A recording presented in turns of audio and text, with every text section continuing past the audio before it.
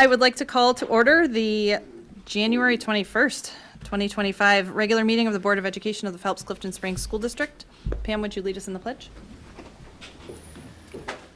I pledge allegiance to the flag of the United States of America and to the republic for which it stands, one nation, under God, indivisible, with liberty and justice for all.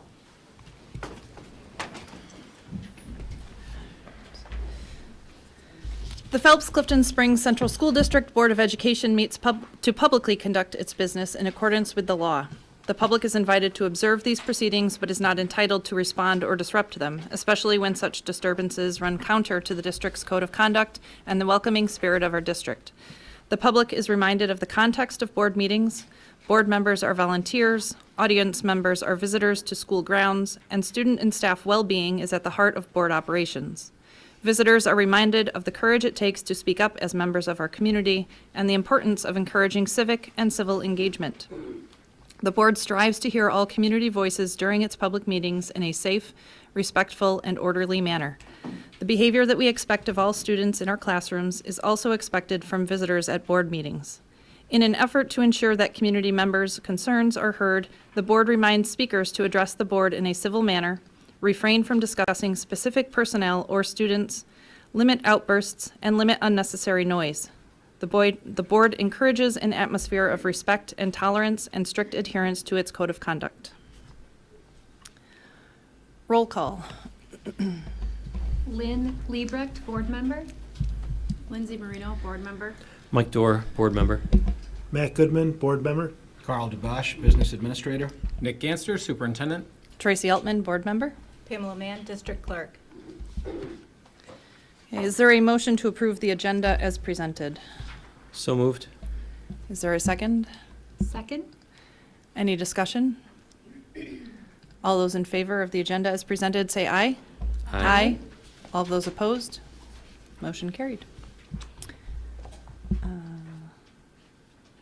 Is there a motion to approve the Board of Education regular meeting minutes from our December meeting?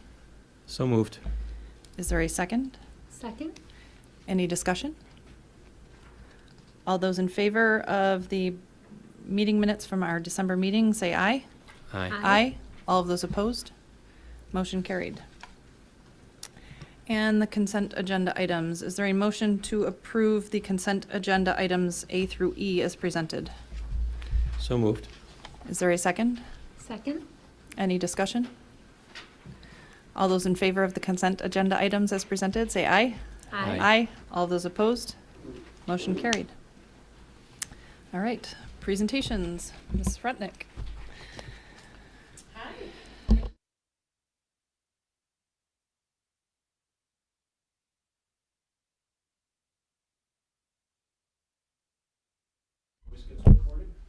Good? Okay, great. Oh, thank you so much. So thank you so much to the Board of Education. My name is Lynn Rutnick. I'm the district superintendent for Wayne Finger Lakes BOCES, and your superintendent is truly one of the best. He is a partner in everything that we do here at BOCES and in our region, and I just can't say enough about his leadership, as well as the business official. Carl and I have great conversations about rent and how to continue and strengthen our partnership. So I just wanted to say thank you for the invite, and also thank you for the partnership that we have together. So I'm going to talk a little bit about our BOCES. This year, or last year when I came on board, we worked under the umbrella of making success possible, which is kind of our hashtag and our mission about what we do and why we do it. But as I came in and did my entry plan around listening and learning, I found out that making success possible was very different to every person that I talked to. So we really came together and unified as a BOCES around our core commitments. And I will not read to you what they are, but I will just quickly review them. Our commitments, so when you talk to people, we want you, for everything that we do at BOCES, we want you to remember that this is why we do what we do. So we are incredibly committed to our workforce. We believe that the passionate people that make up our BOCES are why we are so great and why we can deliver the services and continue to grow the supports for our region. We want to be future forward in everything we do. As you know, a lot of conversations about everything in technology and everything in workforce and everything around academic excellence. We believe believe that our organization needs to be ready for the future and needs to be thinking about the future to support our component school districts. Leadership. We want you to look at us in every component district as a place that we cultivate trusted leaders. So if we don't know how to do it, we will find the answer to how to do it, and then we will bring it to our region, and we will hopefully excel at it. And we do believe in excellence, meaning everything that we offer, we want to make sure that if we're saying yes, that we can do so, and we are providing excellence in our services. Belonging was the commitment that came out loud and clear. Everyone from our CSOs to our students to our parents to our workforce really recognize that if we don't cultivate a feeling of belonging in both our students when they walk through the door, our parents when they call us or come to visit us, our CSOs and what they ask for and getting answers, that without that piece of belonging and feeling like they can reach their highest potential, that without that we don't have much, that we don't sustain and retain the very best staff. So this year was all about belonging at BOCES. And last but not least, and I know that this resonates with Nick, which is our Superintendent Ganster, which is we want to be unified in our approach, that we truly believe our region is stronger together. We serve 25 school districts, and with each one of them, it's like a puzzle piece. You know, we are very different and we are a very large region, but when we come together and we unify in our collective effort, we can be better for the students that we serve. So those are our commitments that we rolled out, and people feel a great deal of ownership and pride in them, and I hope you will connect with them as we do this presentation. So in 1948, the legislature came together to create what is now known as BOCES, the Board of Cooperative Educational Services. And this is really to make sure that we have an opportunity to provide shared services, shared resources for the districts that we serve. One of those is EduTech. It is around safety, security, innovation, anything from computers to providing professional development. And we serve 47 districts with our EduTech. And we actually cross over what's called our joint management team to Monroe and to GV BOCES, and collectively EduTech, while people think, and it is a Wayne Finger Lakes department, it also spans over 47 districts. We have 2 career tech educational centers, and you're going to hear from one of the amazing students very soon, talk about all the things that he is learning there. We have 5 special education centers that provide effective learning opportunities and special services for the students who are exceptional. We have over 1,000 employees, so we are one of the biggest employees in the region, and we have 25 component school districts that we serve and are very proud to collaborate with. So you might say, well, that's nice. So what do you do for us? What do you do here at Mid-Lakes to make sure that we feel like we belong and come together to unify and really uplift our entire region? You participate in the regional summer school opportunities. You are a member of our EduTech services. You get telecommunications from us, professional, do we still do, is that PR? I know we were off it and back on it as far as our communications. Okay, but you stepped off and you might be coming back on, or maybe not. Spelling bees, tutoring services, distance learning opportunities, the central business office. You have 84 students in our career and tech, and we have share 36 students here from Mid-Lakes, and we couldn't be prouder of the progress that they have achieved. Just as a little side note, last year we were almost providing for BOCES aid almost 3 million, and the rent aid, which we cannot thank you enough for the partnership that we have with having our students here on your campus. You are welcoming, you talk about belonging. I mean, you guys hold the flag for that. You always say, how can we work with you? How can we create more shared services? And every child who comes here to Mid-Lake truly feels they are part of Mid-Lake. So thank you from the bottom of our heart for that. And so to really demonstrate and show you what belonging looks like, what success and excellence looks like from a student that we just get to have in our CTE center, but you have really had here for the long haul, we are going to introduce first Shannon Brown, who will introduce her student. Thank you. So good evening, everyone. My name is Shannon Brown. I am the Director of CTE and Workforce Development for Wayne Finger Lakes BOCES, and I have the honor and privilege to introduce to you this evening one of your very own, Dylan White. Dylan is currently a senior in our Diesel Technology Heavy Equipment Repair and Operation program at Finger Lakes Technical and Career Center, just right down the road from here. Dylan is a Mid-Lake student who, in his 10th grade year, made a decision along with his family and his school counselors and any other advisors to him that he would attend a program at BOCES for half his school day. And so for half of Dylan's day, in his junior year, it was the afternoon. He attended Finger Lakes Technical and Career Center, and now for his senior year, he attends in the morning. So I am honored to introduce to you Dylan so he can share with you all that he's learned at his time at FLTCC. Come on up, Dylan. Good evening. As previously stated, I am Dylan White. I'm a senior here at Mid-Lakes, and I'm also a senior at the Wayne Finger Lakes Technical Career Center. As stated, I did choose the HERO operation, heavy equipment repair and operation. That was the program because I have a heavy interest in mechanics and working on the larger vehicles.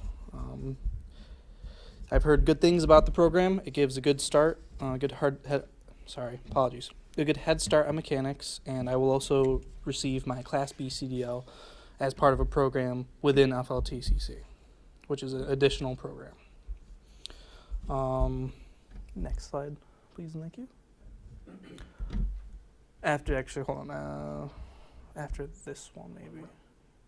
Yes, please. Oh, no, sorry, no. Apologies, go back.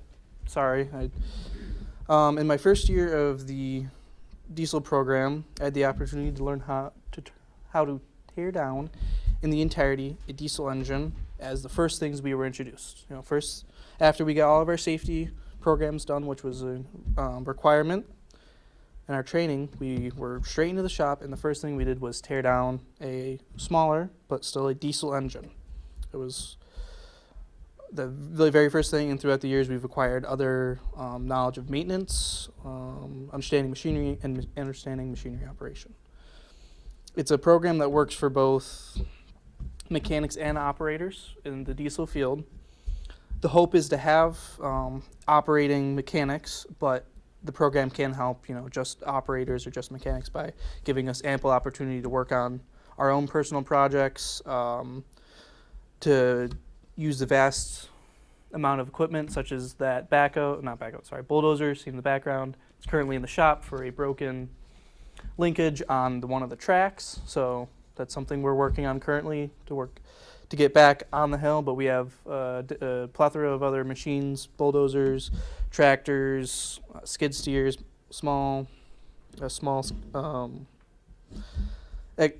excavator, and just other machines that we can learn how to properly work on. We're allowed to have our own personal projects, which is the truck right there. It's my personal truck. It's a 2006 GMC Sierra. I've had a lot of help on that from my teachers in the diesel program, but also the auto tech, because it is a gas. But since they're lenient with what we bring in, we're allowed to bring in our own personal equipment as long as it's something mechanical that we will learn on. I've had to do an entire engine swap, which I'm currently working on building. And since we didn't have school today here at Mid-Lakes, I was there all day, which is a nice opportunity to have. I was working on getting that finalized to get it out of the shop. I am excited about the Class B CDL because it's something that gives you a head start on mechanics, being able to move the equipment that we work on. And I've gained quite a bit of knowledge from this program. Next slide, please. So I've chose to go to Alfred State College of Technology. Well, I've been accepted there by them.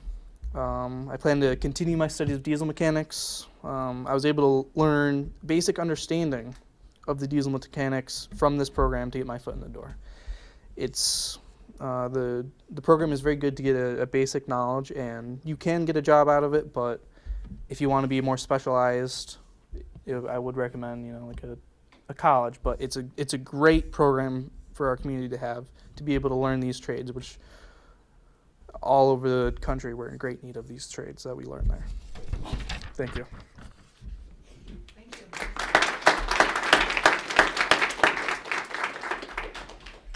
Did you have any questions for Dylan?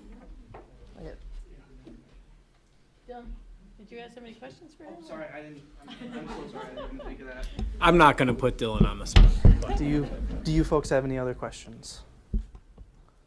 Sounds like a great program. All right. Thanks for coming in. Thank you. Apologies for that. That's okay.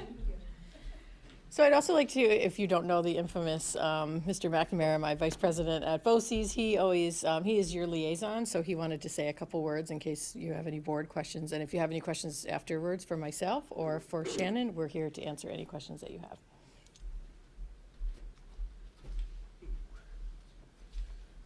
Well, thank you for having us here.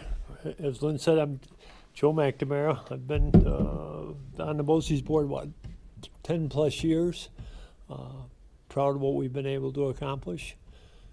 I want to thank you first for your supports, and we try to support you as much as we can. If board members have a question, as Lynn had pointed out, you can give me a shout, and if I can help you with them, if I would, and if I can't, I'll get you to somebody that can. I'm proud of our programs, and that's my job. And I've really enjoyed working with the BOCES. It's been a real pleasure. I've been on the Seneca Falls School Board for going on 20 years. So I understand, I have a board member's understanding of education, which is helpful. And be patient with yourself, because it takes a long time to learn it. And as soon as you learn it, it gets changed anyway, so, right? And I'm also would like to thank the board for your support for the 4 counties. I'm the current president who moves on this year from that position, but appreciate all your support. I know Tracy really involved with it. And thank you, Pam, for giving me directions on how to get here. Any questions? Okay, thank you. Joe, is there a specific email address that I should provide board members? I got a card. I don't. Because I'm counting and I hear Seneca Falls, 4 County, Wayne Finger Lakes, BOCES. So I just want to make It's a sure. little bit connected, this guy, yeah. Sorry, a little lame here, but. All right. Thank you. I'll make sure that Okay, they get the pass it. information. Thank you. Yep. Thank you, Joe. Yes. Any other questions for us? How we can serve you better, be better partners? We're going to have some conversations, I think, tomorrow about some items, so. Yep. Yeah. No?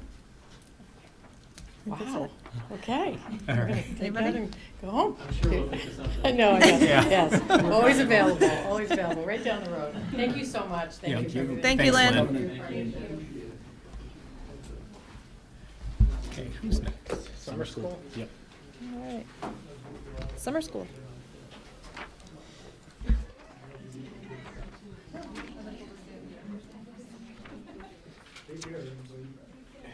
Thank you. Take care, folks.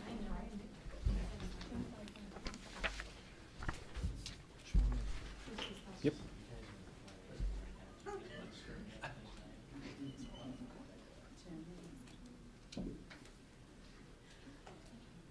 Present full screen. There we go. Okay.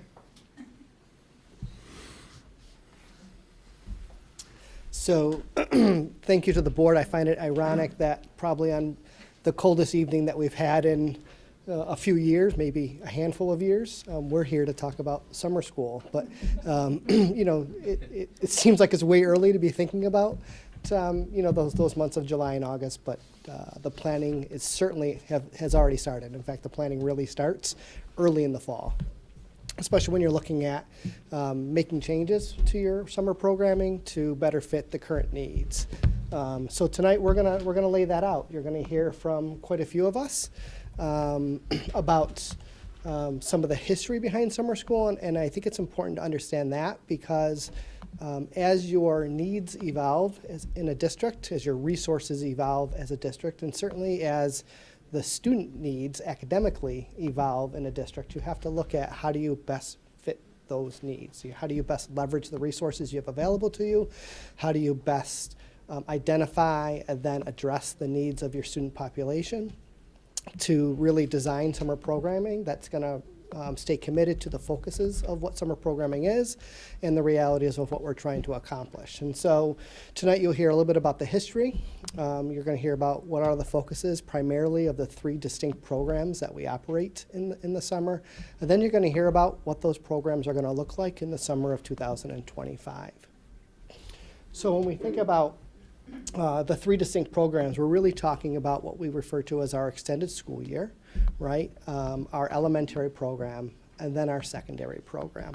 And when we think about that extended school year piece, we're primarily talking about our students with abilities who have individualized education plans, right? It's those students who need a higher level of support through the summer, and primarily that support is focused on ensuring that those students don't regress over the summer months, right? Those students need access to some significant interventions or significant,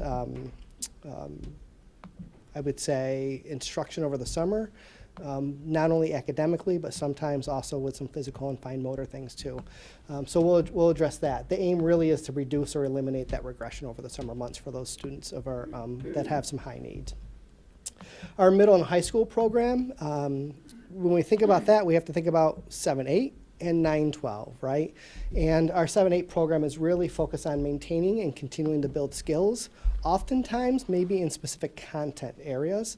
At that 7-8 level, we might not necessarily be looking at ELA, math, science, social studies across the board. We might be really just focusing in on languages other than English, for example, right? Or we might just simply focus in on one particular content area.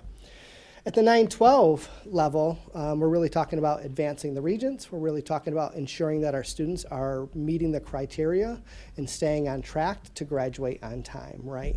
The ultimate goal of any school district is to make sure that our students are college and career ready when they walk out of our doors as they graduate high school, right? Are they ready to enter the workforce? Are they ready to go on to some post-secondary goals? And so that 9-12 program really focuses on making sure that students are meeting those graduation requirements and getting the credits and the prerequisites that they need to continue to advance in their studies at the 9-12 level. And then our elementary, really that K-6 level, focuses on maintaining, continuing to build the skills that they need to be successful, to stay on grade level or to approach grade level as they are moving into the next grade level, right? I would say primarily targeting math and literacy when we're talking about that specific K6 or K-6 program. And the idea behind it is really to boost that knowledge or maintain the skills of that knowledge. So again, like some of the summer skills, there's not some regression in those pieces. So throughout this evening, I want you to keep those frameworks in mind. 3 distinct programs. Each one has a specific purpose. Each one has some goals that align with some of those focuses that I just articulated. And you're going to be hearing more of those themes throughout. Right now, we're going to talk a little bit about the history of the science program. And again, I can't reiterate enough that there's sort of no right or wrong when it comes to the history or advancing our program. It really is about, given our current resources, given the focuses, given what our students need, how do we best support those needs? So we're going to talk a little bit about history, and then we'll move forward and talk about what the program is going to look like moving ahead. Okay, so I can give you the history, like back to the early 2000s. That's all I can do for you. But in the early 2000s, at the elementary level, we had a K-2 summer reading program where parents transported their kids. They came for about half an hour. They were in, they were out. And our 3 through 5, until we became a 3-6 building, students were bused in for ELA and math skills. We kind of call those, if you remember when early state testing came out, our bubble kids. Those kids we really wanted to get from that level 2 to a level 3. And again, some of those kids were bused, some of those kids were brought in by their parents. Then, let's see, that kind of carried over into our 6 through 8, which was again the same summer skills program.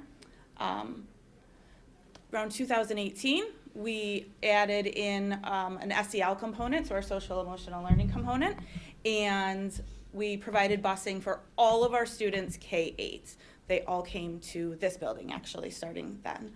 In 2013, at the middle and high school level, our high school students transitioned from a regional summer school back to, or they started our Apex credit recovery, which is what we've been using up until this year. So that's where our students come in. It's a computer-based program, and they work independently. We have about 6 staff members who work with those kids on any course that they need. And our 7 through 8 kids, again, joined in with that SEL component in 7th and 8th grade around 2018. 2021, we added in a Spanish recovery program for our 7th and 8th graders, so we could make sure those 7th graders who were going on to 8th grade were ready for that next step in Spanish, and that our 8th graders were getting that checkpoint test that they needed so that they could go on to high school level Spanish. Again, we are still busing all of our K through 8 kids. In 2020, we did not have any programming for K-8, but we did offer the Apex credit recovery for our 9-12 students, and that's when we began busing 9 through 12 students. In 2022, we started busing everyone district-wide. Any student that needed to come in for summer school was offered district transportation. We have our ESY, our extended school year program. Those kids have been coming that whole time. Those are kids who are typically our IEP students, and this is mandated by the Committee on Special Education. State Ed says we've got to bus them because they have to be here, and the whole point of that program is to make sure that those students aren't regressing, and Andrea will touch more on what they do with that, but again, those students are also bused in. So that's what I got for you for about the last 24 years. Okay. I don't know who's next. Carl, busing. All right, thank you. So as we consider transportation, as Laura alluded to, in about 2022, we started transporting all students to summer school. And I think it's no secret that we have lost a healthy amount of bus drivers over the last handful of years. And right now, the transportation department has been being held together by duct tape some days with bus drivers being out for a variety of needs. But when you look at the summer programming, the variety of summer programming we offer, our bus drivers are 10-month bus drivers. There are 2 mechanics. There used to be a bus dispatcher and a director of transportation. We still have a vacant bus dispatcher position. There are 4 individuals that are there for 12 months. Everyone else is there for 10 months. When you look at the bus drivers that are there for 10 months, there are 22 of them. There used to be more, but we're down to 22. And some days we're barely staffed. At one point, we were down 3 bus drivers. This past summer and the summer prior, we had 10 bus drivers we had to hire in order to fulfill summer programming. While that doesn't sound like a lot, when you say we need 10 bus drivers in order to make summer school or summer skills or our Apex program work, doesn't sound like a lot. What that means is we need 45% of our department to volunteer to come back and drive over the summer. When you put it in that perspective, that's significant.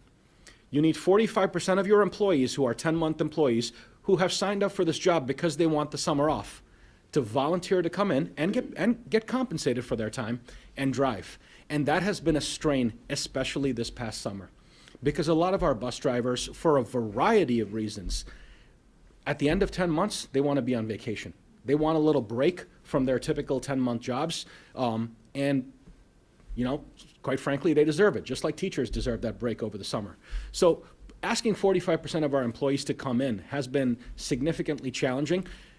Out of those 45%, as Andrea's going to describe, some of those, and Laura alluded to us already, some of those are state mandated. We cannot avoid those. And some of those are as a result of options we have provided families since the pandemic. So that kind of just gives you a little nutshell of where transportation is as of this summer. Any questions about that?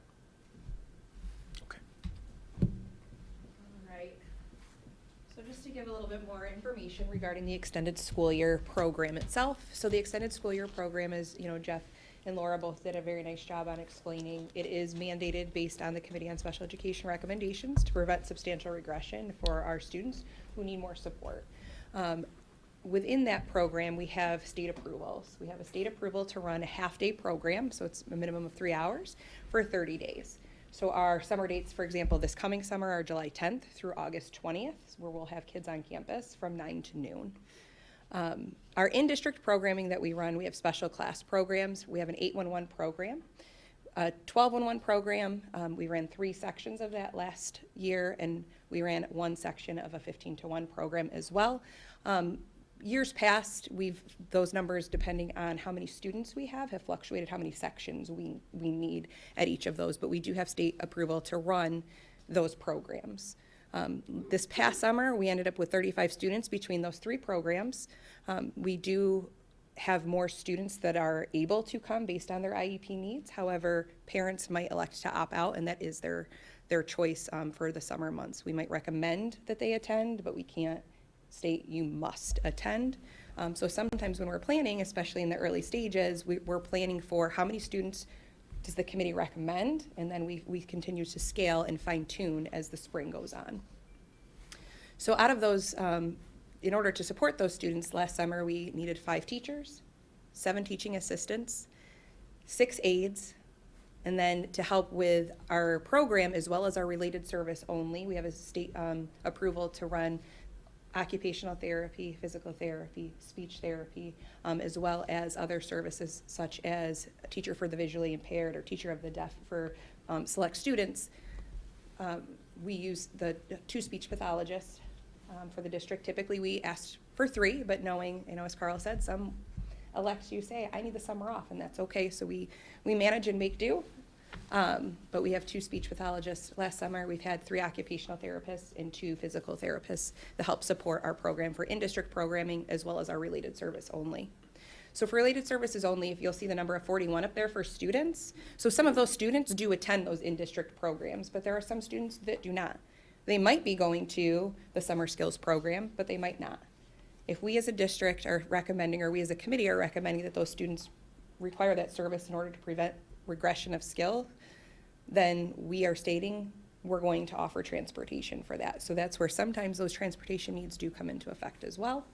So we had 26 students for physical therapy and 30 students for speech. These providers also, including the special ed teachers, are phenomenal.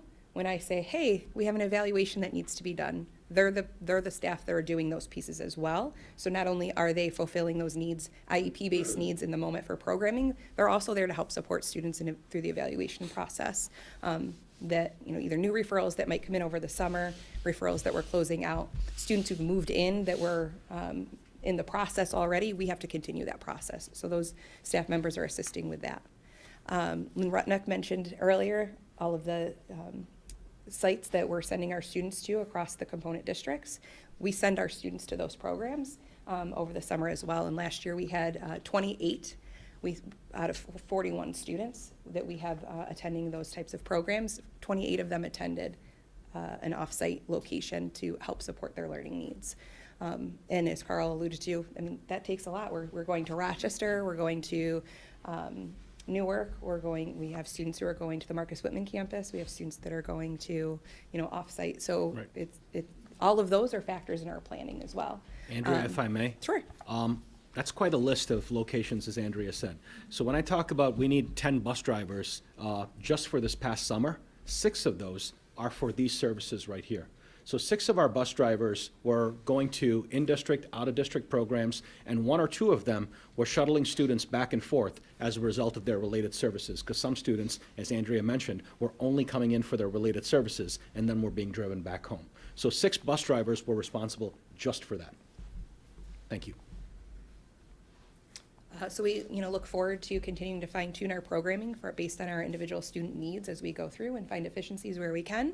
But knowing that we want our students best prepared to then enter the following September, and by doing, all of the programs, working on math, reading, working on SEL needs, and having a little bit of fun in the summer as well, they're better prepared to re-enter in September and have a smoother start to the school year, which is our goal. So thank you.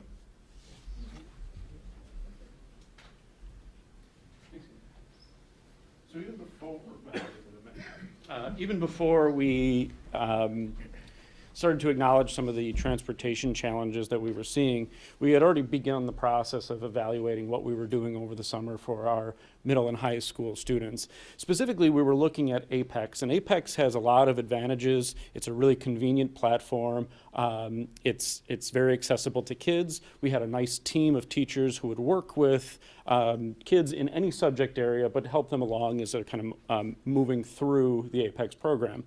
But as we started to talk about it, Apex felt a lot more like a tap-in than it did like a long-range remediation program. So it's a great program, especially when kids are close. So when kids are, failing courses but not by a ton, Apex might be a great opportunity for them. But it might not have the same type of educational value that being in a traditional summer school program would serve.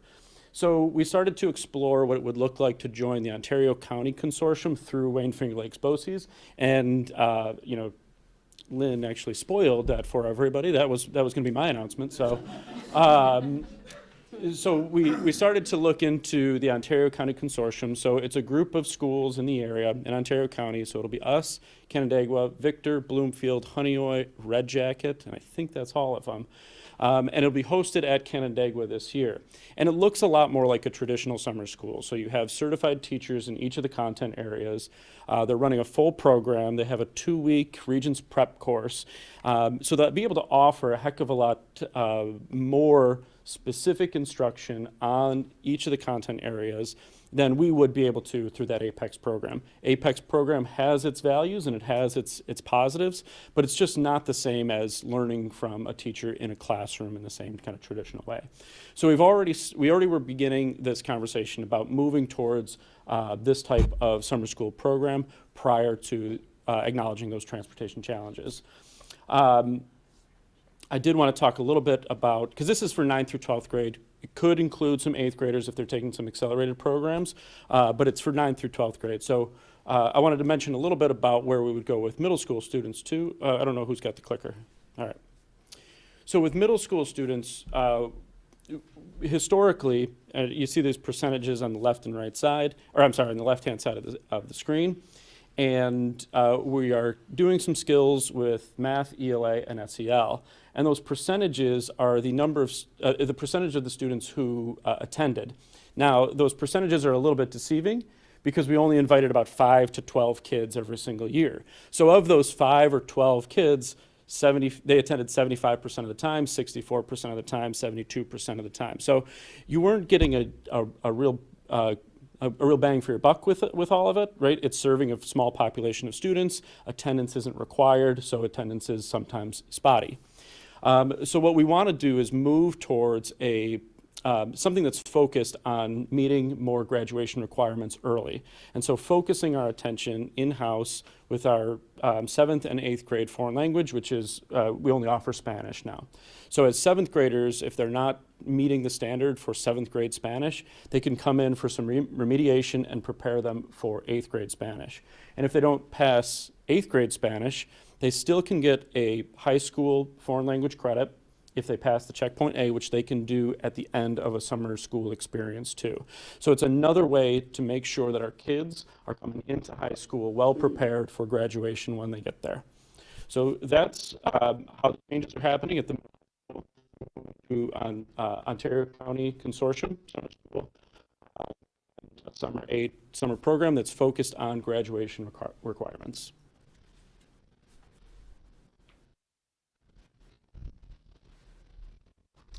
All right, our elementary summer school or summer skills that we had this past summer, 2024, we had 110 students that came, grades K through 6. So the way we worked it out is that each grade level, there were 2 teachers. One of them was focused in literacy, and one of them was focused in math. So the students would come in, they would get breakfast, thanks to our great food service staff. They'd have breakfast, they'd come to classrooms and have their morning meeting.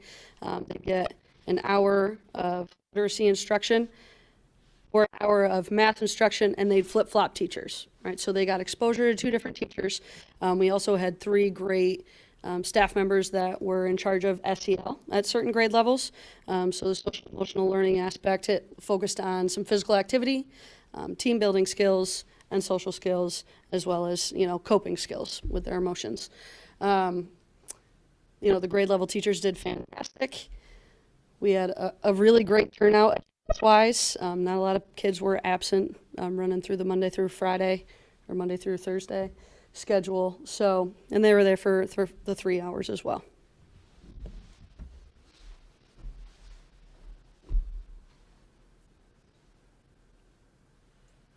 So I'll talk about the transportation sustainability. So as we look at going to a regional summer school model, especially at the secondary level, we have to remind ourselves that at least we're going to need it, most likely about 6 bus drivers to run just our extended school year model, just to take students to in-district programs, to out-of-district programs. But we also have to acknowledge that a regional summer school model may not have the exact start time that we've typically had. So if we're transporting students to a new location, and we have to now dedicate a certain number of bus drivers to that location to bring those students to and from, do I see us reducing, there being a significant reduction from 10 drivers? Not necessarily. Depending on what the start and end times will be of our regional summer school, we may need 10 drivers. But what we can't do is be transporting students at the secondary to a regional program and students in our summer skills elementary program and our ESY students, because at some point we just don't have enough drivers that want to volunteer to do so. So in terms of our sustainability, as we move to this model at the secondary level, we have to be mindful that 10 is really where we want to be or less. I just don't know how much we can minimize that. So that's one of those pieces to take into consideration. Go back, please. Yep, there we go. When we just think about the benefits of the elementary and the secondary program and some of the shifts we're making there, I would classify this as probably not making significant shifts as far as programmatically at the elementary level, right? We're going to maintain that focus on literacy, math, and the SEL skills that we know makes every student successful as they progress up. We're going to focus on trying to reduce that summer slide for those students that are on that some of those needy students that might have that summer slide. At the secondary level, I would say those are where you're going to see some significant programmatic changes from what's been done the last few years, but not significant when we think about the history of our summer programming, right? We've been a part of this regional summer school. There was a time where the district moves away from that to explore APEX and think about that. There's still a place for APEX, as Dan talked about, that idea of some students are really close and they just need to tap it in. And that's going to maintain a piece of it. Sorry, inside joke with the team on that one. But there's also a recognition that we have other students who aren't nearly as close sometimes at meeting those requirements. And to have them go through that APEX process doesn't necessarily give them the depth of content that they need and that they're going to need in future coursework as they continue to advance to those graduation requirements. So a little bit of a larger overhaul there. So any questions from anybody on the team? So this is a tough problem. That's why I asked all the administrators to come and present a comprehensive look at our summer programming, from the actual academic programming, who we're targeting, what we are mandated to do through the Committee on Special Education, and some very real human resource constraints that we have. Because the reality is we want to do everything for everybody, and we want to help everybody and get everybody to where they need to be. But if we overextend ourselves, we'll start making promises that we can't actually follow through on. So it's important for us to take a very real look at the problem. And when we took a look at it, it's not a financial resource issue, it's a human resource issue, where we just don't have enough human resources to get everything for everybody done. So I just wanted to make sure the board understood why I asked for this comprehensive look at the summer programming. And I wanted to make sure that the board had an opportunity to ask questions. Has this been a problem historically? Or has it gotten progressively worse? I think as a result of the pandemic, the district several districts provided transportation for several different levels of programming, and this was a trend across our region and across the state because students, I think there was a significant slide in, how much information students retained, the hybrid program. We wanted to help kids get caught up, and so we provided a service. Simultaneously, during that time, a turn started to happen of folks not so many folks wanting to be bus drivers anymore. So you can't pass by a district office of any school district without seeing a sign of bus drivers wanted. So this is the perfect storm where, since the pandemic, we've provided a service that right now we're struggling to provide. So has it been there historically? It has not. It's something that was created within the last 4 years and something that we're struggling to sustain. I have a question. So the information that's been provided tonight from admin team, are these, where are we in the decision-making process? Are we tossing out ideas? Or is this stuff that we're saying that we're pursuing these options? Pursuing. Okay. Gotcha. So there's going to be no more of the Apex, and then every kid in summer school will go to Connecticut, right? So, to clarify, Apex is really good when a student is really close to passing that class. So we would actually leverage Apex as a way for them to finish just that last little bit. Say they have an overall average of like 61 in a course, and we know they just need a little bit more to get over that finish line. Apex is a good vehicle to do something like that. That's the joke of tapping it in, right? You're really close. Yes. You go to school and you do the computer program, or you do it at home. Yep, go to school. You show up. Yeah. But for students who have such wide gaps in their learning, in whatever course they may be in, Apex doesn't do a great job of just helping them learn the content that they're supposed to have learned, which can create future gaps, right? So if you're not making the grade in freshman level Algebra 1, the chance of your math gap widening becomes more significant as a result. So we want to make sure that our summer programming helps fill those gaps in as best they can, as early as they can. Laura? Lindsay, okay, so when Natalie came that one summer, she did an Apex program. We're not looking to get rid of accelerating those 6 go 7 kids, those couple of kids that need to still get that class over the summer, but there's 2 different programs for Apex. One is the credit recovery, and one is the full course. So the full course program that we did with some of those kids that need to be accelerated will still be there. The Apex programs that we use during the school year that are the full course programs will still have those. But the credit recovery that we were doing with some of the kids just wasn't meeting those gaps. Because it's so watered down to be able to get it into the 5 weeks that we have kids for 20 days. Just different parts of the Apex program. Just being a summer school teacher for almost, I'd say 11 years, I'm going to make an assumption that may be true to Mid Lakes, and these people can either say yes or no. But when you look at students that are seeking credit recovery, there's a small percentage of students that are right on that edge between passing or failing. Then there's a healthy percentage of students that have really not made the cut. And for those students, doing a self-directed program is almost it takes away from the learning, and there isn't substantial learning that is truly gained to prepare them for the next course in line. So please correct me if I'm wrong. So Apex will still exist for a small percentage of students that need that credit, that are right on the fence. But we're looking at the larger percentage of students that need to go to a regional summer school model to get a more robust, comprehensive 5-week or 6-week crash course of the entire course again.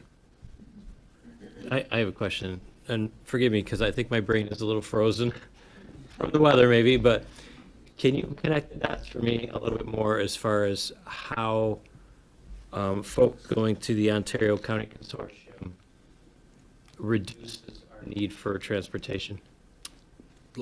Like I said, it doesn't. I'm not sure it will reduce our need.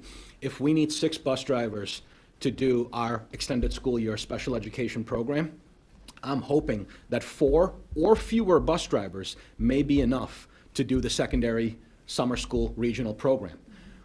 What I want to make very clear is There's no, in my prediction, there will be no other bus drivers that volunteer, because even this summer, it was pulling teeth and begging people to come work over the summer. We won't have more drivers to do any other programming, whether it's elementary runs or any other thing. We can't fit that in. So my hope is that we stay at 10 or fewer, but once again, it depends on logistics. It depends on who are these kids going to the regional summer school program? Whereabouts do they live? What time does that program start? What time does that program end? So I'm trying to keep it within 10 bus drivers or fewer. I'll be thrilled if we can do it with 9 or 8. That being 2 bus drivers manage the entire secondary shuttle between Mid Lakes and the regional program. So Mike, I feel like there's 2 things that were talked about, programming and transportation. So I think that's, you know what I mean? So to be clear, the those are working simultaneously, but kind of separately. So high school had to look at their programming, which then also feeds into transportation. So no longer having any transportation for the K-6 summer skills, and hopes of still maintaining better programming for kids at the high school level. So I just feel like, I don't know if we're clear about that. Okay, so the last sentence is what I was getting at. Yeah. So, Right. so I thought I just heard you say no transportation for the K through 6 program. And that's how we're gonna save as far as busing. Or at least create equilibrium. Gotcha, okay. So So, better program for kids with the resources we have, right. you know. So that would be parent drop off and pick up? Correct. Yeah. Was that said earlier? Because somehow I missed that part. Because like I said, we talked about Okay. programming, so there has to be a lot to understand that programming, to then understand like what, because, I mean, at the elementary, what are the APs, like that's a hard hit, because Yeah. we've seen some success for it, but as we, you know, something has to give with the resources. Right, okay. That's what I was looking for, was Right. the clarity on how we actually reducing the number of buses we need. We cannot Okay. sustain all the programming Gotcha. still. Yep. Something had to give. What about high schoolers that can drive? Will you let them drive to Canandaigua for summer school? That is not a question that we have answered Yeah, or asked or answered. We would want to check with the hosting district, so Canandaigua would have to weigh in on whether or not they would allow for kids to drive to summer school. But we haven't done that far yet, so I'm not sure if they do. Right, and most of them would be 9th and 10th graders too, for sure. Oh. Yeah. This is just kind of a random brainstorming thought. Is it possible to also partner with districts to because I know every district is having transportation issues. Is there a possibility to work together and have, like if there's kids that live in kind of right next to neighboring districts, to have that district support and make a plan that way? Or would there be liability in kids being transported by other districts? So that is something that we can look at. We do have agreements to do ride sharing essentially with other districts. With a shortage just last week or the week before, we leaned on Waterloo to get our Finger Lakes Tech and Career Center students down to the Flint campus. So yeah, it's something we can look at. I don't want to naysay it, but often it doesn't pan out as great as you would want it to. I guess what I'm trying to say. Yeah. Yeah. We use that feature. The intermunicipal agreement is used in special education runs, because with special education runs, there are fewer students on the bus. So districts are more inclined to say yes to a special ed run involving 1 or 2 students, because you can add those to the bus and you don't significantly increase the numbers. But when it comes to not knowing how many students you're going to need for a regional program, most districts they don't want to commit and then back out of the deal. Yeah. So how is it determined, like the cutoff for whether a student goes to Apex or? Yeah, we're looking at about 55 as, like, if your overall course average is from 55 to 64, right? That would be kind of in that tap-it-in range. Anything below 55 would be more of the regional summer school route. Is it attendance during the school year factor in there? It could, it certainly could. But usually those two things are connected, like how successful a kid is academically is generally connected to how frequently they show up. So yes, it could be connected, but it wouldn't necessarily be an exclusion because of an attendance issue. Any other I don't really want to speak this into a question like I'm afraid to, but if money isn't the restriction, is there any incentives for a summer school bus driver financially that are offered, or is that like a negotiated wage throughout a union type of thing I'm not aware of? A lot of bus drivers get their yearly rate. So bus driver starting salary is $22.48 an hour. So we have bus drivers making $22.48. We have some veteran bus drivers making over $40 an hour. So bus drivers make their 10-month wage during the year, and they're given that same exact rate to carry over into the summer. So our lowest bus driver makes about $22.48 an hour. And we are, when we look at our salaries with the region, we are somewhere, I'm going to say, in the upper half of salaries. But I know that we're not the only district facing this challenge. Every other district is facing a similar challenge.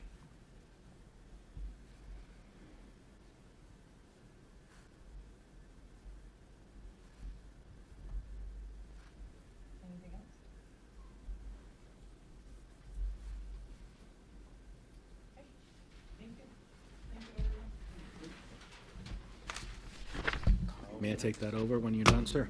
Thank you. All right. Yes, please. Thank you, sir.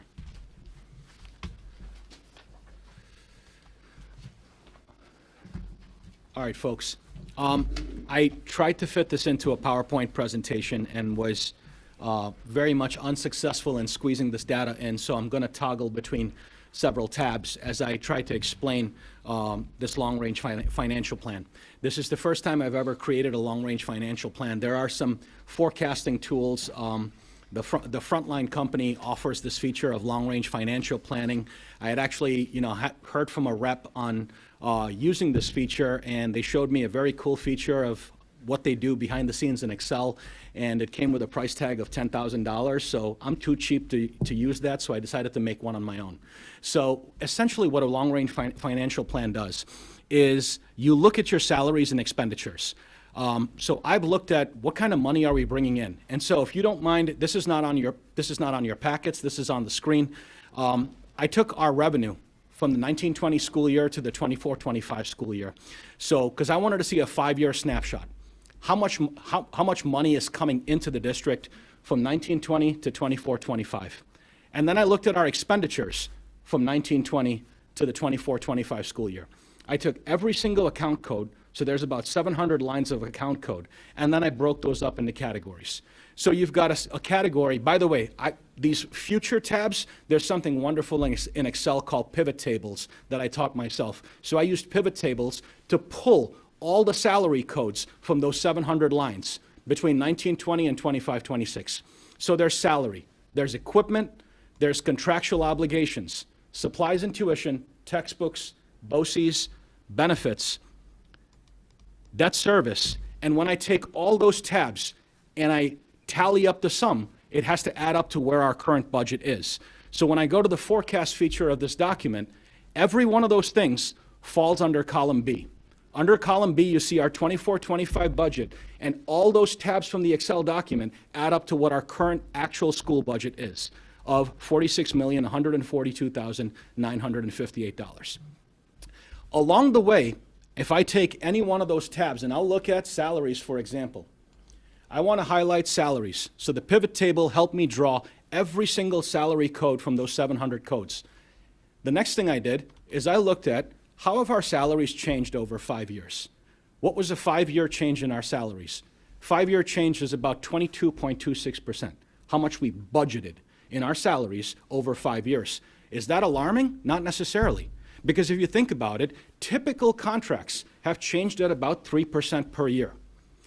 Typical contracts. Along the way, there are some other contracts that had to change very aggressively as a result of minimum wage compression, as a result of bus driver salaries. If you look at our current Employees Association contract, that first year, we had to put at least $2 for every person in that contract. And so that was almost a 10% change. So is it alarming that over 5 years, our salaries, the amount we budgeted changed 22.26%? Not really. Over 3 years, 16.78. Over 1 year, roughly 2.81%. So along the way for every one of these tabs, I've also done over 5 years, over 3 years, and over 1 year. What's the change been like? Does it make sense? Is there a reason behind it, or is there absolutely no rhyme or reason behind it? But chances are there's a reason behind every one of those things. So it brings us to the forecast tab because we use that data to try to make some predictions. So here are some predictions I've made for the money coming in. I made predictions that are real property taxes. Once again, it's just an estimate. Over the next 4 years, I estimate that maybe our real property taxes are going to go up by 2%.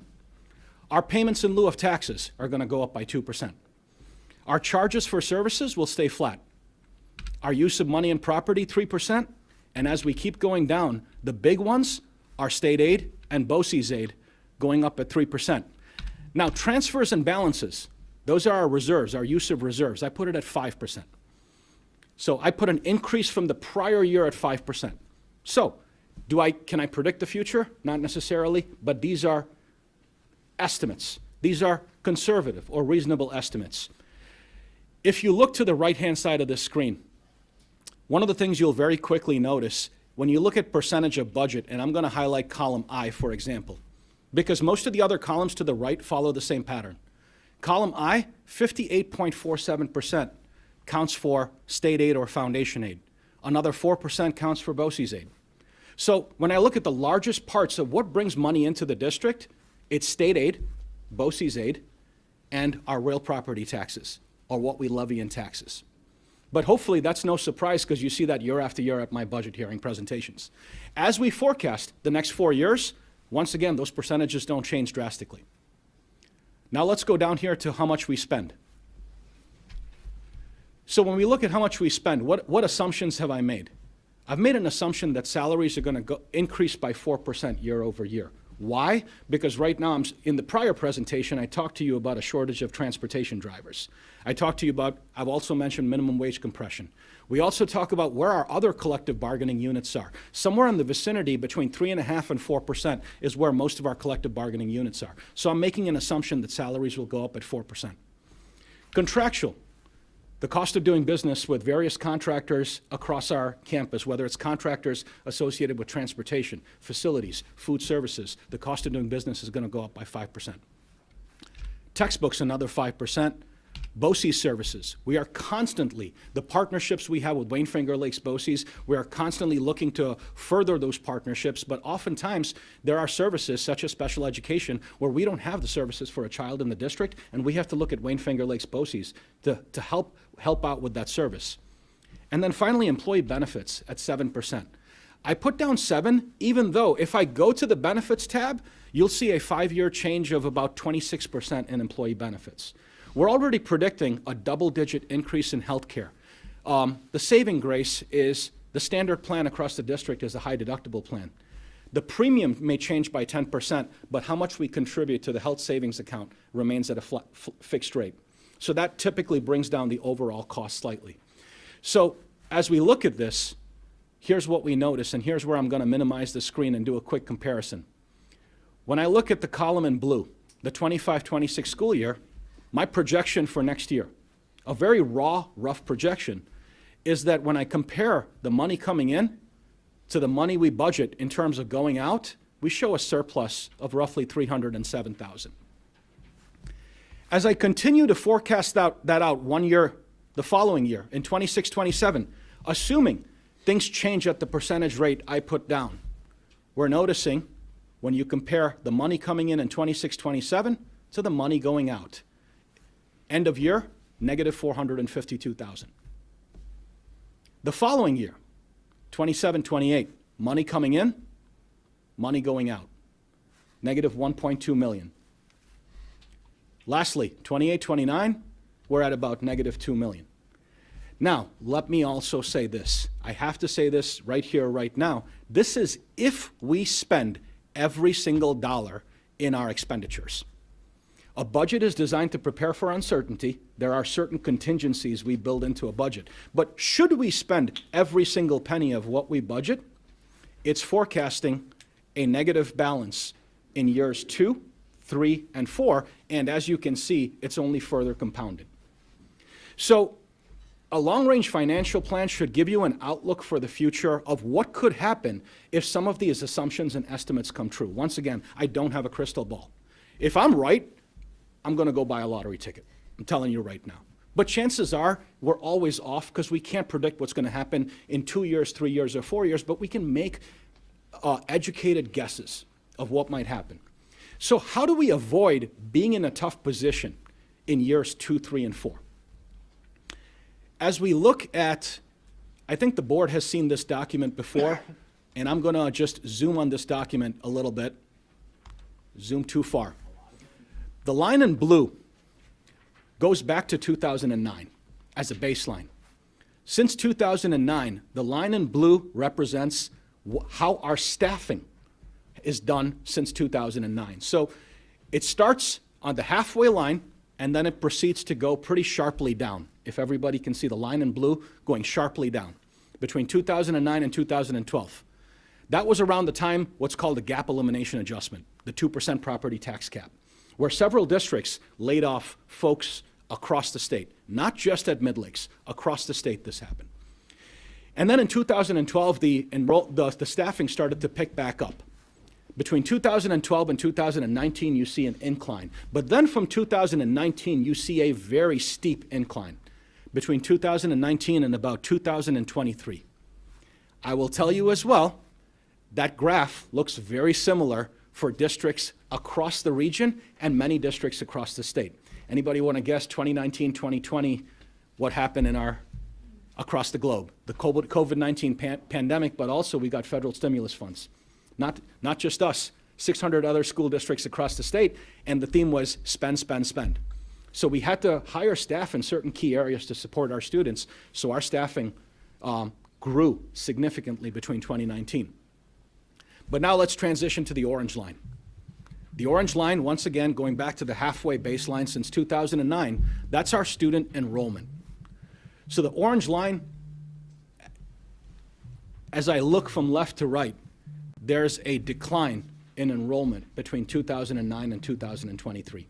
We've gone from well above 2,000 students to right now we're at somewhere between 1482 or 1484 is our current student population. So our staffing declined, but then grew significantly, but our student population has been on a steady decline. When we look at the next slide, this talks about a live birth data. The live birth data is something, one of the state agencies conducts this data. So essentially, here's how it works. For folks that are born in hospitals around our area, whether it's Rochester General, Strong, you could be born, at any regional hospital or across the state. You give your address as to where you were born, so they record that as a live birth. And then they try to make predictions between children born today and 4 to 5 years from now, how many children will enter UPK and kindergarten, respectively. So that live birth data goes back to, once again, 2008. But here's what we notice along the way. Along the way, as you look from left to right, you start to look at some kindergarten enrollments of about 120, 130 students. But as you get closer to 22, 23, and beyond, you start to look at the numbers hover closer to the low 100s. We currently have a 5th grade class that's going into 6th grade that's got 130 students. The class after that has 107, and the classes after that have somewhere close to the 90s. So what does that look like 8 years from now when that class of 130 students graduates from Mid Lakes, and most of the classes left behind have anywhere between 95 to 100 students, some even fewer. If you take 13 grades and multiply that by 100, that's 1,300 students. Currently, we're at 1,484. In 8 years, my best guess would be we're somewhere between 12 to 1,300 students based on live birth data provided by New York State. So how does that impact a long-range financial plan? Let's look at, I'm going to highlight the percentage of our expenditures. As we look at our expenditures in the second half of the table, as we go back to this document, there's something pretty evident. About 39% of expenditures come from this line called salaries. Another 27% come from the line called benefits. That should be no surprise. We're here for teaching and learning. So the bulk of our expenditures are based on staff to teach our kids, staff to make sure we operate, staff to make sure our kids are transported to school, our facility is maintained the way it should, staff to feed our children, and staff to educate our children. But when you look at staffing and benefits, that makes up any expenditure. But our enrollment's gone down and our staffing has gone up. So how do we prevent ourselves from being in a position that maybe these predictors are suggesting we might be in terms of being in the red in years 2, 3, and 4? The way is attrition. And when staff leave, one of the key things we've talked about as an administrative team, and none of these folks on our administrative team are surprised by this. When staff leave, we have now started to have the conversation from this summer. Do we need to backfill this position? Do we need to go out and hire? How critical is this position? Because for every instructional staff member, and I'm going to be very deliberate about that phrase, instructional, teaching staff member, a rough salary on a teacher is about $50,000. If that teacher is on a family health insurance plan, that's another $25,000. If you take into account FICA, Social Security, workers' comp, that's another $5,000 to $10,000. So just looking at an instructional position, if you don't backfill an instructional position, one position can save the district potentially $80,000 or more. And as our enrollment's dropping, that's the work we've been doing as a district, working with our building administrators and our district administrators to say, do we need to backfill this position? Do we need to go out and post, or can we absorb this position based on our current enrollment? And those are the ways we want to do this with dignity. We don't want to be a district, and I know this district, over the past 25 years, there's been at least 2 events that I can tell, one in 2012 and one in the early 2000s, where we've had to lay off a significant number of employees. So if we can start taking these steps right now, we potentially, I'm not guaranteeing this, by the way, we potentially avoid us being in that position for a third time since the 2000s. So that's the purpose of a long-range financial plan. I will also say this once again. This is forecasting the future. This is also a worst-case scenario. You plan for bad times so that if you take the steps, you avoid being in that position. So a long-range this plan was not meant to tell you everything's roses. This plan's meant to tell you that we are going to take some steps as a district to avoid being in this position in the future. So I'm going to stop rambling and just I want to see if you folks have any questions for us.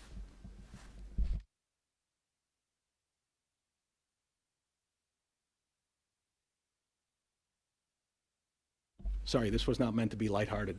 No. So I think it's important to recognize Carl's job is to give us the worst case scenario, right? Which provides us with an anchor point to make sure that we're asking critical questions about our budget, about how we're staffed. Because if we turn a blind eye to what something could be and don't focus on it and try to avoid that scenario, then I don't believe we're doing our job properly. So, attrition is, in my opinion, right, I think about it as folks retiring, right? Being able to ride off into the retirement sunset with their pension, and then us sitting back and asking that question, how many students do we have at that grade level? How many students do we have in that building? What would our overall class size be if we choose not to fill this position? And if those class sizes fit within the level of service that we feel is necessary for our community, then we don't need to fill that position.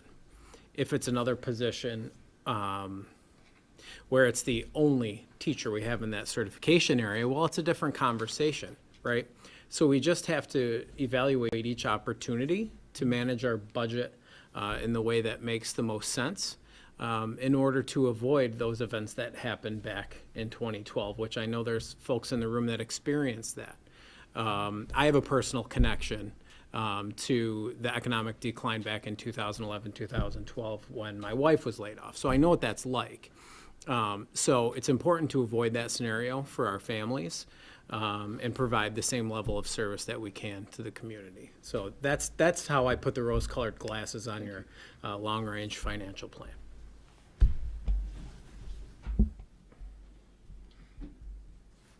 Any questions or comments? I'll say this again, this is not doom and gloom. This is, let the data help kind you of make feels informed that way. decision, right? But, once again, we want to know how bad things could be. Right. Because if we don't know how bad things could be, we're gonna delay making some decisions that we should be making right now. And I can tell you right now, in my work in just this year's budget development with the two building principals, they're on board. There's no question. The data doesn't lie. So both of them, you're gonna see some retirements that the board is approving, but you may not see all those positions reposted. And that's what's gonna change, and we're doing it slowly over time. So the steps are already being taken. I appreciate the time and energy and Yeah, I think knowledge it's that you wise. put into this and Yeah. presenting it to us in a way that for me at least, is easily understandable. Yeah. Hopefully, Thank you. everyone. Thanks, Carl. Just quick question, what is the jump from 19 to 24? Do you know how many approximate head count that is? I don't. I know there were quite a few hirings. I came along in November 2021, and I know that at that time, through one of the federal grants, I was already managing at least 8 or 10 different folks' salaries at that time, because we had pupil support staff, whether it's counselors, school psychologists, AIS providers, reading teachers. So there were significant. There was a significant increase in hiring, but I just remember having to manage those grants at that time. So I can't give you a specific number, but once again, pretty steep increase in that graph. The other piece I'll add to this, this is just the presentation. I'm gonna put a write-up along with this because, like I said, I've rambled quite a bit. The goal is to digest it at this board meeting. By the next board meeting, I'd like the board to approve a long-range financial plan, because the comptrollers have started to say that this is a best practice for a district. There's two best practices that are not mandated. One is a reserve plan that the board approved in the fall. The second is a long-range financial plan, just so that we can make informed decisions for the future. If we finish every year under budget, we're still gonna save money. The goal is not to spend every penny. The goal is to finish under budget, because we have these things called reserves, and we have to fuel those reserves, because we need to continue buying buses for the future. Every 5 years, we want to continue capital improvement projects to continue to maintain this beautiful campus. So we want to finish under budget. So once again, that's also part of the conversation.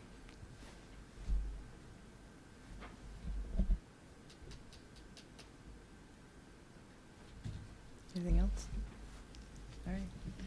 Thank you, Carl. Thank you, everybody. So are you saying we would be looking to approve, at our February meeting, we'd be looking to approve a long-range financial plan? That is correct. Okay. All the data you see today will be part of that, along with just a written summary. So essentially, it will look like a Word document that the board can approve, and we're going to post it to the district website under the business office part of the webpage.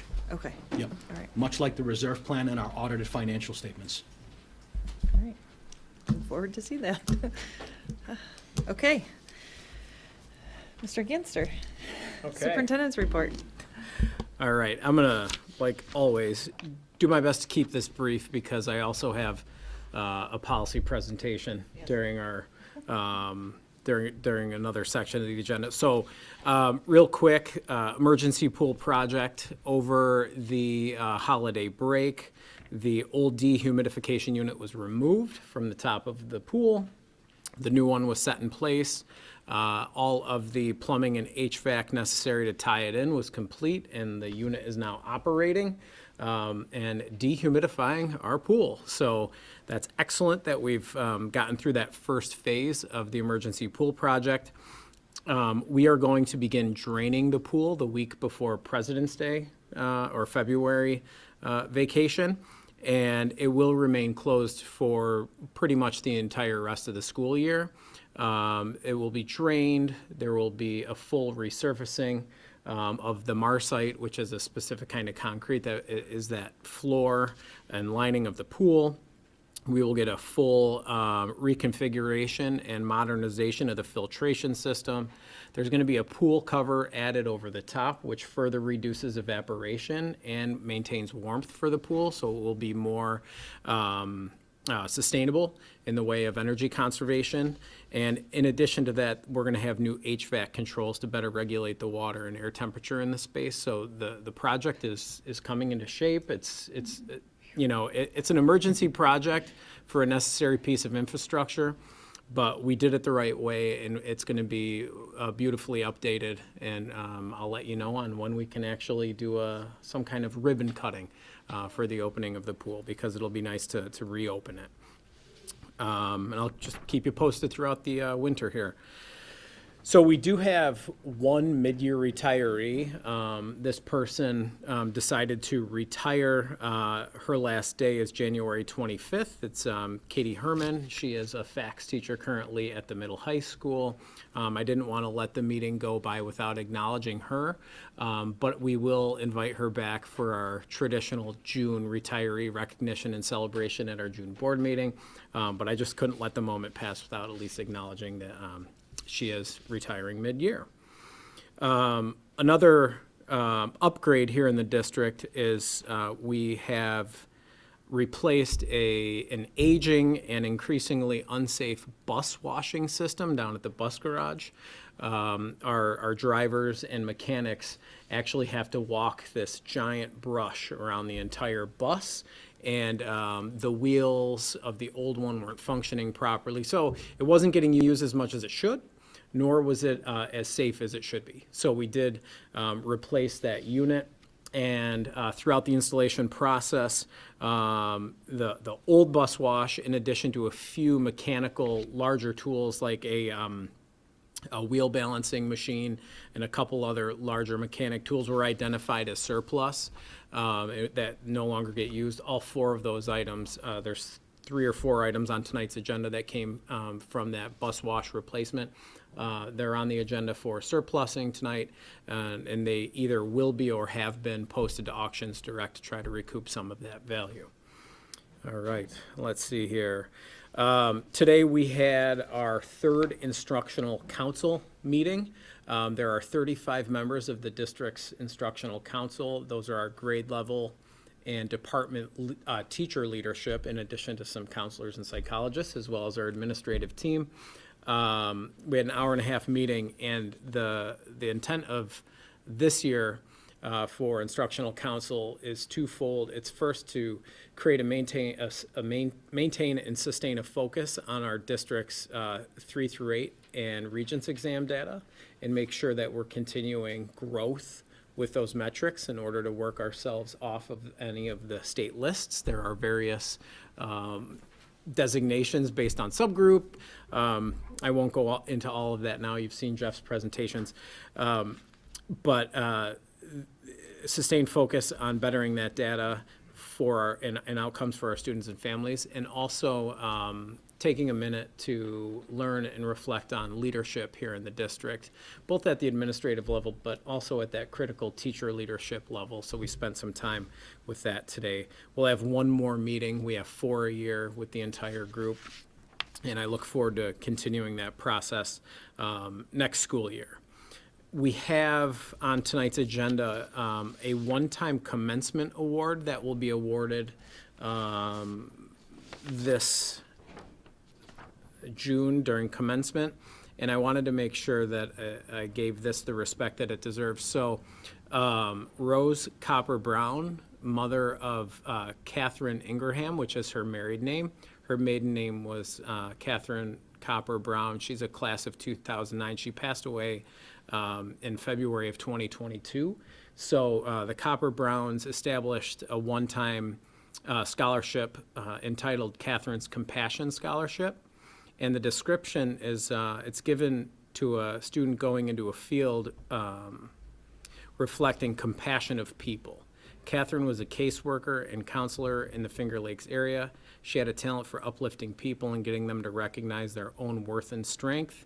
She was an advocate for her clients. So that kind of encapsulates who she was as a human being. And the award is going to go to a student who has not had excellent grades, however, is going into a career of compassion. This may include clinical psychology, counseling, social work, etc. And the person must be pursuing a 2 or 4 year or a trade school as appropriate. So we look forward to being able to accept this award tonight and then be able to award it to a member of the class of 2025. Finally, we have a small scoreboard on the agenda tonight donated by the PTO. And that is specifically to be used by our athletic department when we have a competition somewhere on campus where we don't have a scoreboard for folks to refer to. So those are my updates for tonight. Any questions on any of the items that I updated you on tonight?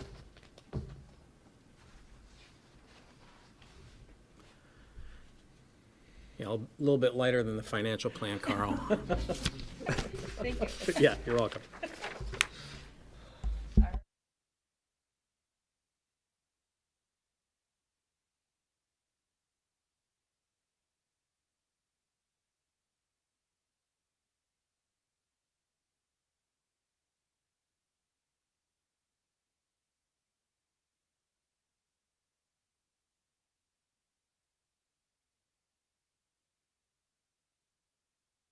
as to how we want to determine who the student is. So this is a student rep that will give reports to the board. Student must have attended our Mid Lakes High School for at least 1 year prior to the selection. There's a suggestion that we consult student leaders and poll members of the student body, maybe to determine how or where that student comes from, how we determine who that student is. The revised law lists 6 ways that a student can be selected. So we have some leeway, some room to figure out how we want to select them, but we also have to follow these. It has to fall in accordance with the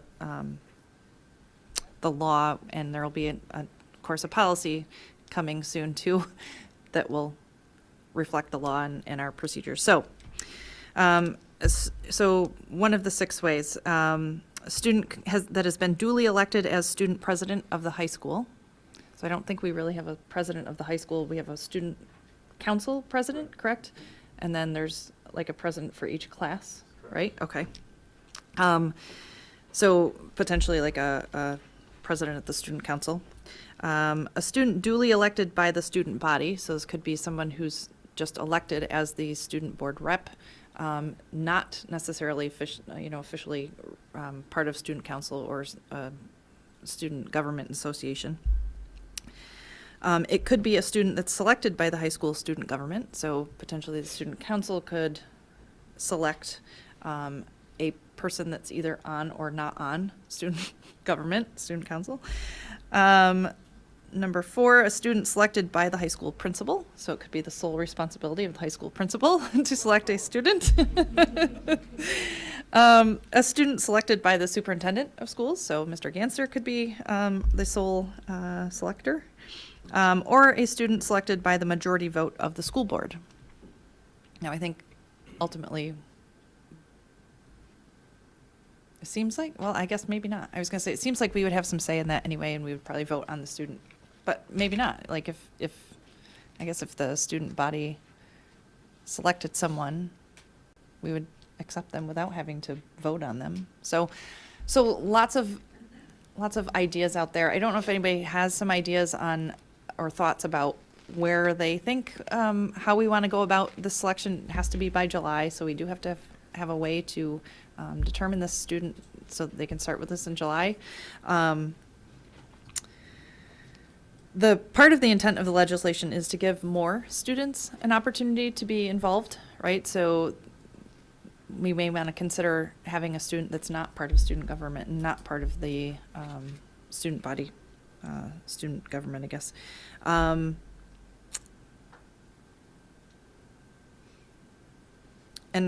then there's like thoughts about, well, if that one student is not available to attend a meeting, how do we determine who the replacement would be? So do we pick 2 students, one knowing that they're like the backup, and then yeah. So there's lots of things to consider. Mike, thoughts? So I don't have strong feelings one way or the other. I'll start by saying that. And I'd be flexible with whatever the board decides. But I do kind of feel like we'd remove some of the subjectivity out of it if it was just an automatic that it was the student body president. To me, that seems like a simple way to just make that decision without having a lot of question marks thrown in any direction. Why did we choose that one over that one? You know, who put forth these names? This, you know, I can see it getting a little muddy. But again, I'll go along with whatever the majority thinks we should do. I mean, on the other side of that, I think it would be good to have someone who's not involved in all these other things too, because a lot of times the student council president is also involved in sports, and I don't want to overwhelm them or get their load so much that it gets to be too much for them either. I hear that, but I do think it should be somebody who has a kind of, you know, has a clear understanding of what's going on in the school, that has their, you know, their finger on the pulse kind of thing. Should be somebody who's invested and informed about things that might be brought to the board. And one of my thoughts was to, if it is somebody who's not part of student government, maybe they attend, maybe part of their responsibility is to attend the student council meeting every so often so that they have a pulse on what is going on from that end, and they bring that to us. I mean, I think that could be worked into the plan. Lynn, do you have? Yeah, and I was just thinking, I do like the idea of having the possibility out there for it to be someone maybe who isn't a president of the student council currently, but I also wondered, is it possible if we do have kind of that scenario where we do have multiple students interested, can it be broken up by quarter, or does it have to be the same student the entire year? Do we know? I feel like something that I read along the way was that it had to be a 1-year term. A 1-year term, okay. We might have more details on that when the policy stuff comes out. NISBA is supposed to be issuing a sample policy here soon. But I feel like it had to be like a 1-year commitment. Okay. I think inclusion is a great reason to have somebody, but I also think there should be some functionality to it. Have it, you know, it needs to be purposeful. Right. Yeah. Right. Yeah. Yeah. Lindsay, do you have any thoughts or Well, I think you have ideas? to make sure the kids are, like, a child that would be part of the board is interested as well. So why not put something out there for students to fill out some type of application? You have to apply for everything else you want to become part of. And then I think that we don't know these kids, right? So I think it would make the most sense for the high school staff to decide. Or the student body?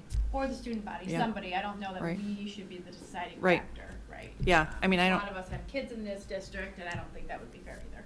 Right. To be part of the voting process. Matt, do you have any thoughts? Yeah, I agree with what everyone's kind of chimed in from the board so far. I think part of the process to get to that point should mirror somewhat how all board members are elected, right? So they should have the opportunity to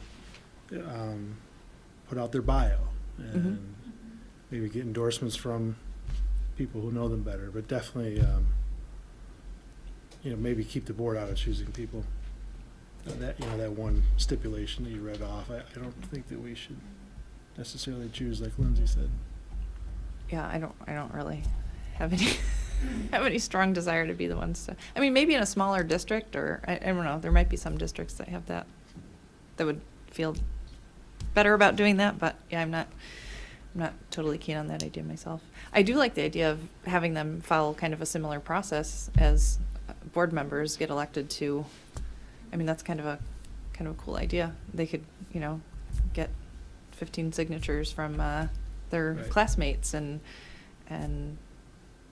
so that's a neat idea. It would get, the more it would, and I hate to say this, it would weed out. It would get the people who want to be engaged in this, Right. it would, make them have skin in the game, so to speak, lack of a better term. I think maybe a work into like 11th, 12th grade. And I think there's something, yeah, I'm pretty sure there's something in there, that I read too, that it has to be 11th or 12th grade student. So we're looking at, I think that's the other piece, is making sure that whatever process we determine is sustainable, is replicable year after year. So, okay. Any other thoughts? We'll continue this discussion as we move along. There's some things from 4 County. Some districts already have student reps, and they have shared how they've selected, the student reps have been selected. And I'm sure as everyone is trying to figure out what the best thing is for their district, I'm sure a lot of ideas will continue to be shared at 4 County. So as I hear those things, I'll certainly bring them back. All right, thank you. And on to committee reports. Legislative committee is coming up soon, right? They canceled this month, so Yeah, we'll right. meet in February. So, and it's, the first, no, third? Second? Second Saturday. Can't keep track of all those. Yeah. Second Saturday. Okay, so we'll hear from legislative committee then. Policy committee, we keep chipping away. We'll hear more from Nick about that. And I don't think there have been any other committees since our last meeting. The only other piece I have is Nick and I attended the legislative breakfast on Thursday morning. It was an interesting way just to kind of,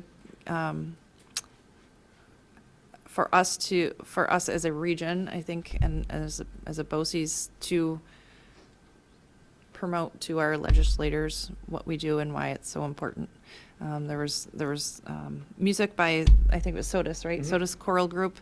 And there were 2 students from FLTCC or Wayne Tech and Career Center. I'm not sure which.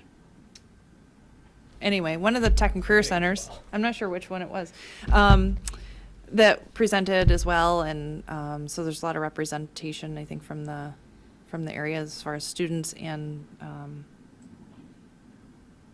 and why what we're doing is so important to provide funding for, essentially. So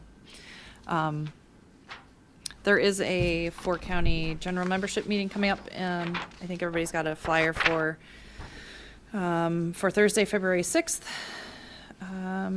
So let Pam know if you'd like to attend. I encourage you, especially if you haven't been to one of these meetings yet this year, try to make it to one. This one is going to be a good one. I mean, they've all been great this year, but it's all about the regionalization conversation that's happening. So some local superintendents speaking. Anybody else have anything for board discussion tonight? Okay. On to public comment. So the Phelps-Clifton Springs School District Board of Education invites public comment at this time to those who have signed up in advance with the district clerk. Please limit your comments to 2 minutes or less. Written remarks may be provided to the board if time expires before a speaker completes their remarks. We ask individuals to state their name prior to comments and to provide the district clerk with their contact information for purposes of follow-up. Although the board will not respond directly to individual comments at this time, items brought to the attention of the board may be taken under consideration for future response, action, or follow-up with the speaker. Issues related to specific district students, whether positive, negative, or neutral, must be brought to the attention of the superintendent of schools privately in order to safeguard student privacy. The board reserves the right to terminate a speaker's comments if their comments are in excess of 2 minutes, are repetitive, or are not appropriate for discussion in an open public forum. All visitors are reminded to abide by the district code of conduct and to be respectful and courteous both as speakers and as audience members. We are a community focused on bettering public education for our students, some of whom may be present. Thank you. None? Okay, no public comments. All right, on to new business. If there are no objections, I would like to block items A and B, this contracts and agreements, and the resolution for RIC 1, Risk Operations Center, ROC. This is lots of letters in this one. Can I get a motion to approve items A and B as presented? So moved. Is there a second? Second? Any discussion? All those in favor of items A and B as presented, say aye. Aye. All those opposed? Motion carried. Item C, the policy manual modifications. Mr. Okay. Ginster. We're going to start by taking a quick trip down memory lane. So our Section 5000 will be done by our next meeting. So that's our first big chunk from our policy committee. So here's where, by the numbers, 65 policies in total in this section. 44 policies in the draft manual are identical to our existing manual, so no action required on those policies. And 22 policies have differences in comparison to our current manual and require us to go through the process of a first read, second read, and adoption. So remember, this section includes budget, income, expenditures, purchasing, fiscal accounting and reporting, non-instructional operations, and transportation. So far, we've reviewed the 44 policies. A couple months ago, we reviewed them, the ones that were identical to our existing manual. At our last meeting, we retired 3 policies that we no longer require. And we conducted a first read on 17 of the remaining 19 policies that have differences in comparison to our current manual. So those are our retirements: corporate sponsorships, transportations and child safety zones, and vending machines that happened at our last meeting. So for tonight, what we're going to do is we're going to conduct a second read on 17 policies. And we're going to do a really close look at, again, the ones that required heavy modification, which were the wellness policy and our policy for privacy and security for student data and teacher and principal data. So after we do that second read, we're also adopting those 17 policies. And then we're going to conduct a first read on our last 2 policies in this section. The first one is 5660, which is meal charging and prohibition against meal shaming, and policy 5231, gifts, recognition, and naming of facilities. All right, so these are our second reads. These ones, for all intents and purposes, carry the same outcome as our current policy manual, but had minor upgrades or minor tweaks in specific words that were used. However, there aren't any real changes in terms of impact to how we do business or impact to how we operate in the district. So those are all right there. Board members had these in hand for a number of weeks with an opportunity to review and ask any questions. So I would right now just pause and see, do any board members have any questions on any of these specific policies before we move forward?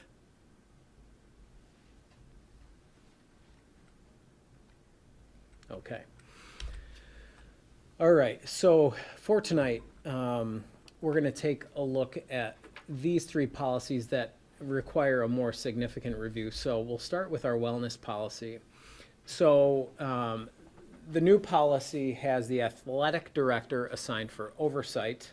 Our athletic director assigned for what is called a triennial assessment. Every 3 years, we have to conduct an assessment of how well we're implementing our wellness policy. So the athletic director was listed there. The updated policy cites the USDA Smart Snack in School as a standard. And that standard is used to maintain limits on foods available to students during school, including lunch, fundraisers, and classroom parties, as well as vending machines. And we went through those in more detail during our first read, and nothing has changed since then. The new policy prohibits the sale of energy drinks on campus for any reason, whether that's within a vending machine or within a fundraiser of some sort. Just we're not on board with energy drinks. And then finally, requires the USD Smart Snack Foods be available after school hours whenever other foods are being sold. So in other words, having some healthy options during concessions at athletic events is really what that distills down into. Any questions on the updates of our wellness policy? Okay. So the second large overhaul was our privacy and security for student data and teacher and principal data. That's policy 5676. So this policy is structured at the new recommended policy from Erie 1. It establishes the NIST framework, or the National Institute for Standards and Technology, as a framework as our standard for maintaining network security. So anytime we're wondering if our network is secure, we're going to consult the most current version of the NIST framework to start answering those questions. It establishes that district practices will be compliant with Ed Law 2D. Establishes how data collection with transparency and restrictions, establishes our district's data protection officers, establishes district data privacy and security standards, including formal relationships with third-party service providers, both private and public. Now, coincidentally, you approved right at the beginning of our new business section, you approved an agreement with RIC 1. And essentially what that allows us to do is it allows us to lean on a BOE service to vet and ensure that our data privacy agreements with third-party vendors meet the level of criteria established in Ed Law 2D. So here we are updating this policy and also making moves to ensure that it's implemented properly and efficiently for those who are in charge in the district for reviewing those. Provides a tool to make that job easier.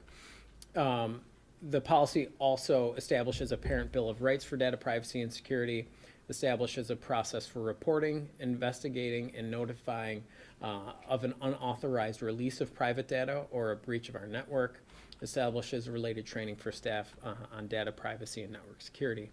And this policy really is rooted in both regulation and law. So having it in place ensures that we are following those laws and regulations appropriately. Okay, so that concludes our second reads. So any questions on any of that? Because later on in tonight's agenda, you'll be actually adopting those policies. Okay, so now we're backtracking, and now we're going to have a first read on our last two policies in the 5,000 section. The first one, this one, meal charging and prohibition against meal shaming. This falls in that bucket of minor changes in language and no change of intent compared to current policy. The reason this one is a little late to the policy approval process is because there was a moment where we were considering not adopting this policy because we qualify and utilize a community eligibility provision to supply free meals, or we are reimbursed for the meals that we provide to all of the students here in the district.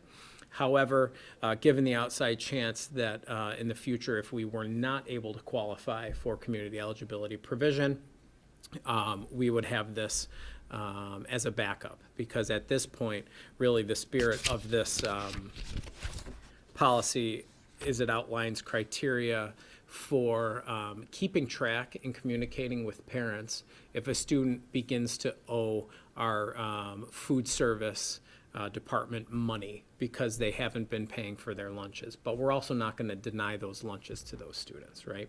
And then in addition to that, outlines how we will minimize distress for those students who are leveraging a free or reduced meal process by using a digital service that allows those students to basically hide in plain sight. And that's probably the easiest way that I can paraphrase it. But all of the specifics, when we'll communicate, how many days, how many meals have to be charged prior to us reaching out to the parents, are identical to our current policy. So this falls in that minor upgrade bucket of policies. And then our last one took a little bit more time, but not extensive.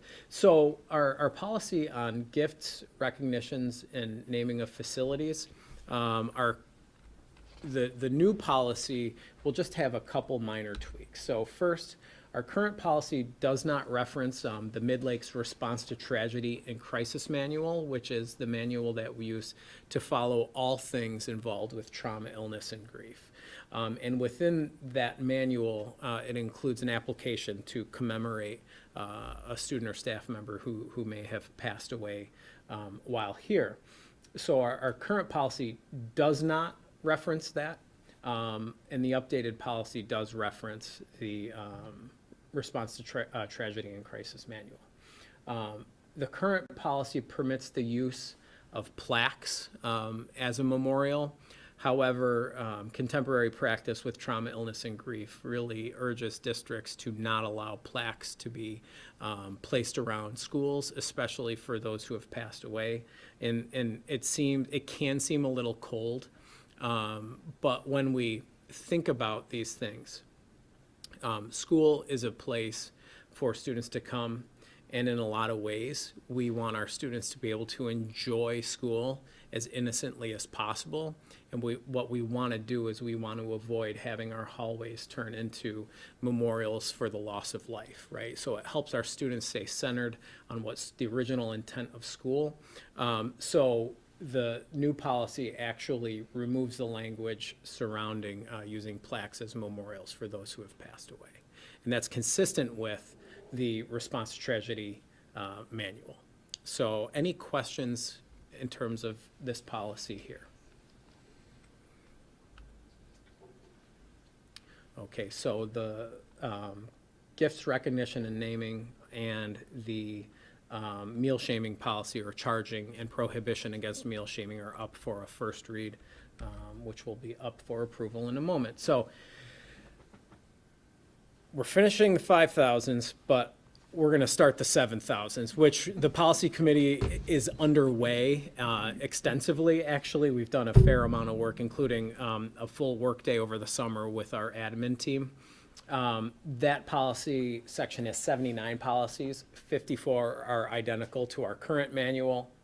25 policies have differences. 10 of those actually require significant review, so it's going to take us some time. And I'll be as efficient as I possibly can when we do this, but 10 of them are going to require us, me, to really highlight the changes, because we need to make sure that the board and the public are informed of what's in that policy manual before they're finally adopted. So it'll take us, the better part of the next few meetings to accomplish that, but the 5,000 and 7,000s collectively are two of the biggest chunks of our policy manual. So hopefully after that point, we can begin to really, update these sections quickly and efficiently, so we can get the entire manual updated. All right, so that does it for policy. If there are any questions, let me know, but it's okay if there aren't. And if not, we can move on. You're good? So. See under new business, the first and second read of the policies as presented. So moved. Is there a second? Second? Any discussion? All those in favor of item C, the policy manual modifications, say aye. Aye. Aye. All those opposed? Motion carried. All right, item D, the amended annualized hours. Yeah, sorry. So item D, amended annualized hours for 24-25. Is there a motion to approve item D as presented? So moved. Second. Thank you. Any discussion? All those in favor of item D, say aye. Aye. Aye. All those opposed? Motion carried. All right, if there are no objections, I would like to block items E, F, and G. Establishment of the scholarship that Mr. Ganster mentioned earlier, donation and of the portable scoreboard, and the Mid-Lakes fundraisers. Can I get a motion to approve items E, F, and G as presented? So moved. Is there a second? Second? Any discussion? I would just like to say I'm so excited for this scoreboard. because the modified baseball games, we were like, we have no idea what the score is, so I'm excited for that. All right, all those in favor of items E through G as presented, say aye. Aye. Aye. All those opposed? Motion carried. And item H, items for disposal. Is there a motion to approve the attached list of items to be auctioned that are obsolete, surplus, or unusable by the district? So moved. Is there a second? Second? Any discussion? All those in favor of item H as presented, say aye. Aye. Aye. All of those opposed? Motion carried. All right, on to personnel. If there are no objections, I'd like to block items A through C, so appointments, substitute appointments, and mentors. Is there a motion to approve items A through C as presented? So moved. Is there a second? Second? Any discussion? All those in favor of items A through C as presented, say aye. Aye. Aye. All those opposed? Motion carried. Item D, unpaid leave. Is there a motion to approve the unpaid leave requests as presented? So moved. Any is there a second? Second? Any discussion? All those in favor of item D, unpaid leave as presented, say aye. Aye. Aye. All those opposed? Motion carried. And if there are no objections, I'd like to block items E through G, so retirement, irrevocable intent to retire, and resignations. Is there a motion to approve items E through G as presented? So moved. Is there a second? Second? Any discussion? All those in favor of items E through G as presented, say aye. Aye. Aye. All those opposed? Motion carried. And on to adjournment. Is there a motion to adjourn the regular board meeting to enter into executive session to discuss the employment, promotion, or demotion of a particular person and current litigation updates? Motion to adjourn. Is there a second? Second. Any discussion? No. All those in favor of adjournment, say aye. Aye. Aye. All those opposed? Motion carried.